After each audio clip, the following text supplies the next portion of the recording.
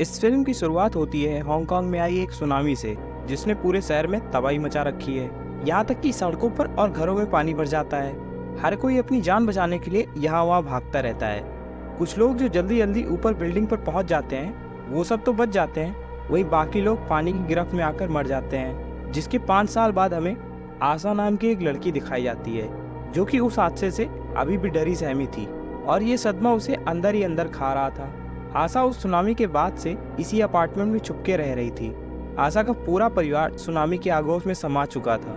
Tsunami के बाद से आशा कहीं बाहर नहीं गई थी, इसलिए उसे यह तक नहीं पता था कि उसके अलावा भी और लोग जिंदा बचे हैं या सब मारे गए हैं। वहीं कुछ लोग हैं जो सुनामी से बच निकले हैं और उसकी ही तरह यहाँ रह रहे हैं। आशा के वहाँ से निकलने का कोई रास्ता नहीं होता, इसलिए वो उसी अपार्टमेंट में रहती है, जहाँ वो कुछ बैटरी का यूज करके रेडियो चालू करती है, जिस पर उसे एक आवाज़ सुनाई देती है जो बता रहा होता है कि जो सुनामी से बचा हो वो यहाँ आकर शेल्टर में रह सकता है और उसकी लोकेशन 2227 होती है, जो कि वहाँ से काफ़ी दूर थी। इसलिए आशा वहाँ से निकलने की सारी उम्मीद छोड़ देती है। जिसके बाद हमें आशा टेरेस पर लगी जालियों से ओस की बूंद को कपड़े में इकट्ठा करते हुए दिखाई देती है और फिर उस कपड़े को बर्तन में निचोड़कर पानी जमा करती है। क्योंकि यहाँ पानी का कोई स्रोत नहीं होता, इसलिए वो इसी तरह अपने लिए पानी का इंतजाम करती है। आशा के पास एक दूरबीन भी होती है, जिससे वो बाहर देखती है तो उसे बाकी के लोग भी दिखाई देते हैं। वहीं एक बॉक्स उसे पानी में तैरता हुआ दिखाई देता है, जिसे वो तीर की मदद से खींचने की कोशिश करने लगती है। जब उसे वो बॉक्स मिलता है तो वो देखती है कि उसमें तो बस एक शराब की बोतल होती है। बॉक्स को लेने के चक्कर में आशा के हाथ में गहरी चोट लग गई थी और खून भी बह रहा था। यह देखकर आशा जल्दी से इसे साफ करती है और इस पर कपड़ा बांध लेती है। आशा मुश्किल वक्त में चीजों को हैंडल करना जानती थी और यही वजह थी कि सुनामी के बाद वो अब तक यहाँ सही सलामत थी। आशा के पास अब सिर्फ कुछ ही दिनों का खाने पीने का सामान बचा था, यानी अब उसे जल्द ही कुछ करना पड़ेगा। कहीं ना कहीं आशा इस जिंदगी से लड़ना सीख चुकी थी। अगले दिन जब आशा दूरबीन से बाहर देख रही थी तो उसे सामने वाले अपार्टमेंट में दिखाई देता है कि कुछ लुटेरे सामने वाले लोगों को बुरी तरीके से मारकर उनका सामान लूट रहे थे। वो देखती है कि उनमें से एक लुटेरे ने उसे दूरबीन से देख लिया है और वो लोग उसके अपार्टमेंट की तरफ आने लगते हैं, जिस पर आशा जल्दी से अपार्टमेंट के अंदर जाकर अपने सारे कपड़े छुपा देती है और साथ ही सारा सामान फैलाकर एक सीक्रेट अलमारी में जाकर छिप जाती है। इतने में ही ये लोग अपार्टमेंट में आ जाते हैं। उनमें से एक आदमी को पूरा यकीन होता है कि उसने इस घर में किसी को तो देखा है, इसलिए ये लोग हर तरफ तलाशी लेने लगते हैं और सारा सामान फेंक देते हैं, लेकिन इन्हें कुछ भी नजर नहीं आता। इनकी हलचल से आशा बहुत डर जाती है, क्योंकि वो जानती थी कि अगर उन्होंने उसे ढूंढ लिया तो उसे जान से मार देंगे। काफी देर इधर उधर देखने के बाद जब उन्हें कुछ नजर नहीं आता तो वो लोग यहाँ से चले जाते हैं और तभी हम देखते हैं कि आशा अपने पास्ट की बातों को याद करती है, जहाँ वो अपनी छोटी बहन के साथ होती है। लेकिन अब आशा और ज्यादा बच के रहने की सोचती है। आशा काफी सालों से अकेली रह रही थी। इस मुश्किल वक्त में किसी की भी हिम्मत टूट सकती थी, लेकिन आशा ने अपने आप को संभाले रखा था और वो अपने पास्ट के सहारे जिंदगी में आगे बढ़ रही थी। जिसके बाद हम देखते हैं कि आशा दूरबीन से पानी में नजर रखती है, जहाँ उसे एक बॉक्स तैरता हुआ दिखाई देता है, जिसे वो जल्दी से उठाकर लाती है और देखती है कि उसमें हनी का एक छोटा सा बॉक्स होता है। आशा जल्दी से उसे टेस्ट करती है।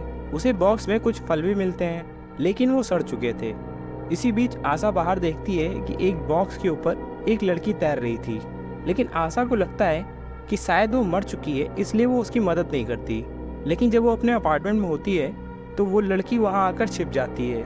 उधर जब आशा को किसी के होने का एहसास होता है तो वो देखती है कि ये तो वही लड़की है, जिसे देखकर उसे अपनी छोटी बहन की याद आ जाती है। वहीं उसे बेड के नीचे देखने पर खाने का सामान गायब मिलता है। ढूंढने पर वो बच्ची सोती हुई दिखाई देती है, जिसकी मासूमियत देखकर वो उसे कुछ नहीं कहती। सुबह जब वो लड़की खेलते हुए उस एनवेलप को खोल देती है, जिसमें आशा और उसकी बहन की फोटोज होती हैं, आशा जब ये देखती है तो तुरंत उससे छीन लेती है। जिसके बाद हमें वो दोनों टेरेस पर खाना खाते हुए दिखाई देते हैं। जिसके बाद वो लड़की आशा को अपना नाम ही बताती है। उसके माँ बाप भी सुनामी में मारे गए थे।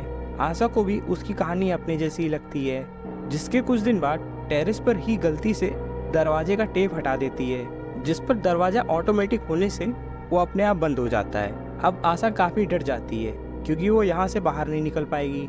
तभी ये आकर एक वायर से दरवाजे को खोल देती है। जिसके कुछ दिन बाद हे रेडियो चालू करते हुए दिखाई देती है, जहाँ उसे वही ब्रॉडकास्ट सुनाई देता है, जिस पर वो जल्दी से जाकर आशा को इसके बारे में बताती है। लेकिन आशा उसे ये कहते हुए मना कर देती है कि वो जगह यहाँ से बहुत दूर है। हालांकि उसे उन लोगों पर भरोसा भी नहीं होता। वहीं अगले सीन में हमें हे बॉटल से राफ्ट बनाते हुए दिखाई देती है, जिस पर आशा उसे समझाती है कि बाहर पानी में खतरनाक जीव हैं, जिस पर हे उस पर फ्लेयर गन तान देती है। आशा जल्दी से उसे ले लेती है क्योंकि वो जानती थी कि इससे लुटेरे यहाँ आ सकते हैं। जिसके बाद आशा हे को टेरेस पर ले जाती है, जहाँ उसे बारिश से जमा हुआ पानी दिखाती है, जिसे वो लोग गर्म करके इकट्ठा करने लगते हैं। वहीं हे की बात मानकर आशा बोट बनाना शुरू कर देती है। कुछ दिन बाद बोट बन जाने पर वो लोग जरूरत का सामान उस पर रख देते हैं। निकलने से पहले वो लोग नूडल खाने लगते हैं क्योंकि बोट पर उनके खाने के लिए कुछ नहीं होगा। लेकिन उनके निकलने से पहले ही वहाँ लुटेरे आ जाते हैं, जिस पर वो सारा सामान छुपा देती है। वहीं अलमारी में एक ही आदमी छुप सकता था, इसलिए वो उसमें हे को छुपा देती है क्योंकि वो अपनी बहन की जान नहीं बचा पाई थी। लेकिन लुटेरे आशा और हे को ढूंढकर बंदी बनाकर ले जाने लगते हैं। लेकिन आशा हिम्मत दिखाते हुए उन सभी को फ्लेयर गन से मार डालती है और उनकी बोट लेकर वहां से निकल पड़ती है।